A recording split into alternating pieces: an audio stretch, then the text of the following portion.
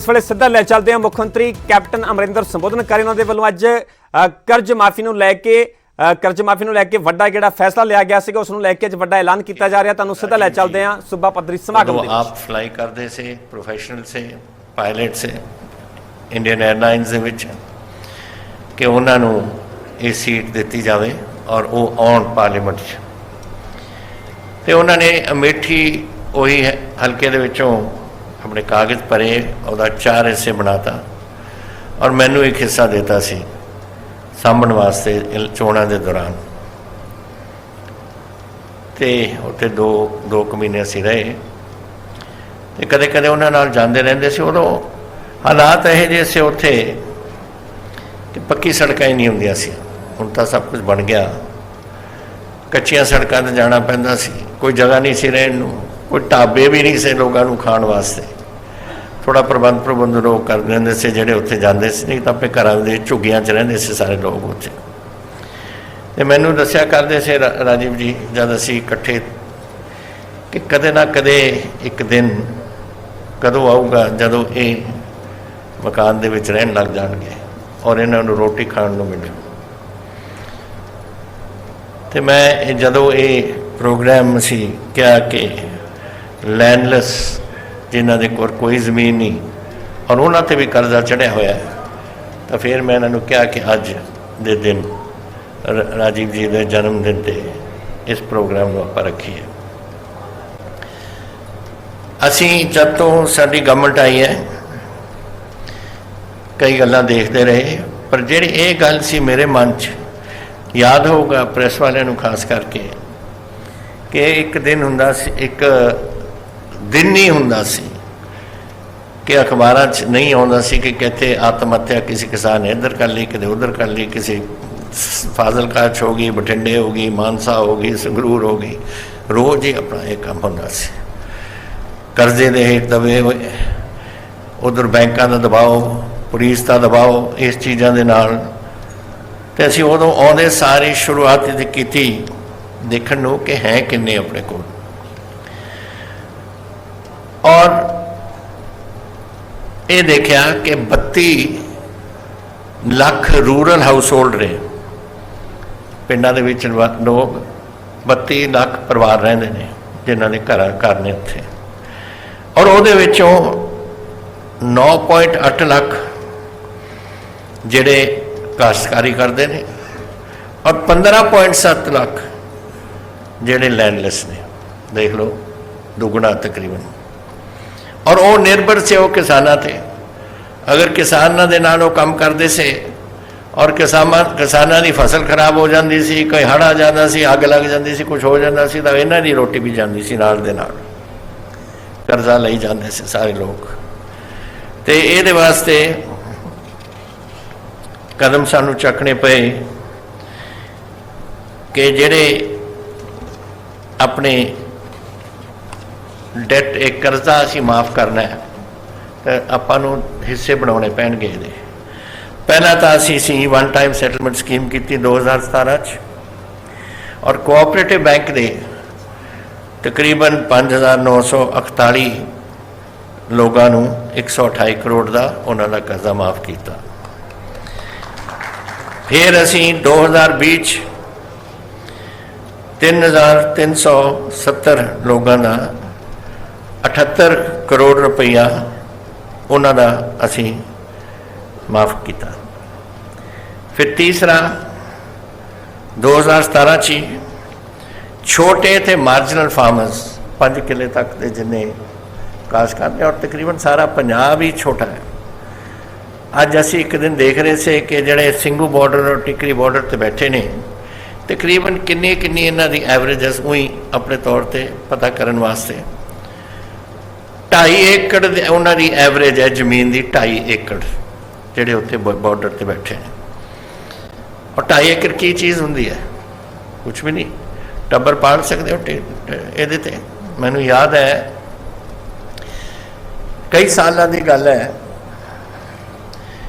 मैं पोलैंड गया सी, उदों मेरे सिस्टर उत्थे से पोलैंड च, उन्होंने हसबैंड उत्थे दे अपने राजदूत से नटवर सिंह। तो उदों डिबेट चल रही सी उन्होंने पार्लीमेंट में, कॉम्यूनिस्ट सी, गुमलका बड़ा एक मन्निया होया कॉम्यूनिस्ट लीडर सी।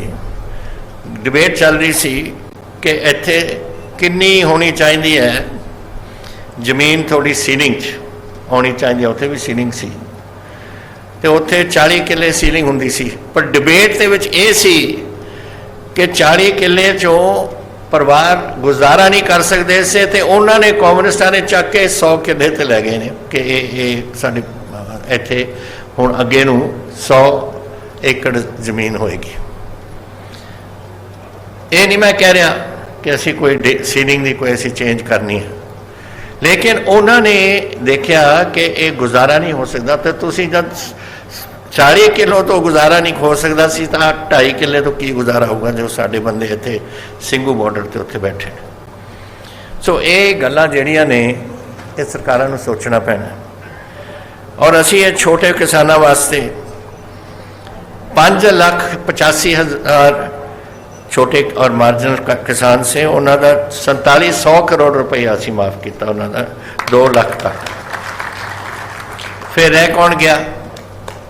रह गए वो जड़े गरीब से, जेड़े किसानां ते निर्भर से और उन्होंने को जमीन काश्तकारी वास्ते कुछ भी नहीं। और ओदा अज दे दिन असी कर रहे हैं 526 करोड़ माफ़, ताकि ये छोटे जदों जदों किसान नहीं इन्हों कुछ दे सकता, इन्हों वास्ते काम कुछ है नहीं, तो फिर रोटी कितों खाणगे? उधारा लऊगा, कोई कुछ करूगा, और वो जिहड़ा कर्जा चढ़ गया सी उन्होंने असीं अज माफ़ करन लगे हैं। और मैं आस करदा कि एक दिन आवेगा, पता नहीं असीं होवांगे इस जिंदगी इस दुनिया च नहीं, कि आ जिहड़ी गरीबी साडे इत्थे छाई हुई है ये खत्म होवे। यही राजीव जी चाहुंदे से, यही साडे सारियां दी जिहड़े साडे जिन्हां ने संविधान बनाया, जिन्हां ने कानून बनाए, जिन्हां ने इत्थे दी आज़ादी लैके आए, वो सारियां दी यही सोच सी जब खुद मुख्तियारी आऊ ये देश नूं आपां अगे लैके कैसे जावांगे।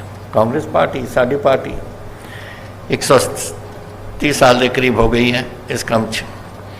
यही आज़ादी लैण वास्ते इन्हां ने कीती सी, सिर्फ खुद मुख्तियारी लैण वास्ते, क्योंकि अंग्रेज साडा नचोड़दे से, नचोड़ के जिहड़ा कुछ चाहिदा सी वलैत लै जांदे सी और सानू भुखे छड़ दिंदे सी। इत्थे जदों बंगाल फैमिन हुई 40s दे विच, और उत्थे दे लोग भुखे मारे से, उत्थे दा दाना लैके भेजा जा रहा सी वलैत नूं, और लोगों को भुखे मारन दे रहे से बंगाल दे विच। सो इस किस्म की गल खुद मुख्तियारी, फिर वो मूवमेंट तो जी सब कुछ थोड़ा पता ही है कि की कुछ उत्थे होया कि नहीं होया। तो ये अज साडे लोग दिल्ली के बॉर्डर च बैठे ने, मेरा दिल उन्हां नाल है, असी सारे उन्हां नाल है, असी सारा पंजाब उन्हां दे नाल खड़ा है। अज मैं उन्हां नूं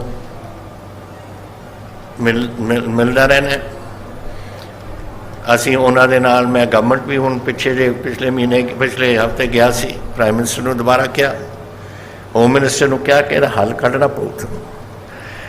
कानून कोई इहो जी चीज़ नहीं जिहड़ी आपां बदल नहीं सकते। कॉन्स्टिट्यूशन अपना 127 बार आप बदल चुके हैं, पार्लीमेंट तक एक बार फिर नहीं बदल सकते आप। अगर वो किसान बैठे ने इन्नी देर तो, और पूरा हिंदुस्तान का किसान अज मचिया होया है, तो तुसीं इन्ना भी नहीं कर सकते आप कॉन्स्टिट्यूशन दे, आप दोबारा पार्लीमेंट च लियाओ, उत्थे उत्थे कमेटी बना लो, किसानों भी पा लो, उन्होंने सुनो गल्लां जिहड़ियां कुछ सुनिया ने, और संविधान बदल के 3 कानून दोबारा बना दो। क्यों तुसीं प्रेस्टीज ते बैठे हो इस गल ते? 127 बार संविधान बदलिया गया 1950 तो लैके अज तक, एक बार फिर कर लो तुसीं, लेकिन नहीं। हुण वो लोग कौन बैठे ने? उही 2.5 किले वाले, उन्होंने पता है शायद MSP कट देन, शायद कोई होर सिस्टम बदल देन। साडा कि वो अपने वास्ते नहीं लड़ रहे, वो लड़ रहे ने अपने आने वाली पीढ़ियां वास्ते, कि असी तो चलो गुजारा करके चले जावांगे। और उत्थे भी डेली तुहानूं पता है कितने बंदे उत्थे मरे ने दिल्ली के बॉर्डर से, पंजाब तो 400 200 नूं मैं असी ऐ पता लगता है कि जिहड़ा उत्थे कोई मरदा है उहदे असी परिवार नूं 5 लाख रुपया दिंदे हैं।